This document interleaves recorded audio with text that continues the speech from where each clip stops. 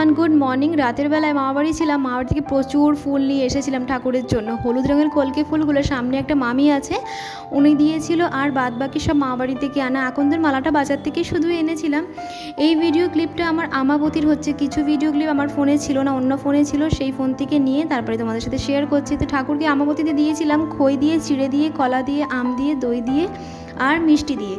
দুধটা আমি সকালবেলা এত সকালে পাই না, কেন কি প্রত্যেক দিন আমার 6:30 থেকে 7টার মধ্যে পুজো হয়ে যায়। এত সকালে কেই বা আমাকে দুধ দেবে, তার জন্য ঠাকুরকে দই দিয়ে দিলাম। প্রসাদ নিয়ে নিচে চলে আসলাম, আর কালকে আগের দিনের ময়দা ছিল, সেই ময়দা দিয়ে 3টে পরোটা করলাম। আজকে মাছ রান্না করব না, আজকে শুধু পাতলা একটা মসুর ডাল করা হবে। পুঁই শাকের পাতা দিয়ে তোমরা কি বড়া খেয়েছো? হয়তো অনেকেরা খেয়েছে, আমার জানা ছিল না। আমাকে বৌদি বললো পুঁই শাকের পাতা দিয়ে বড়া খেয়ে দেখবে ভীষণ ভালো লাগে।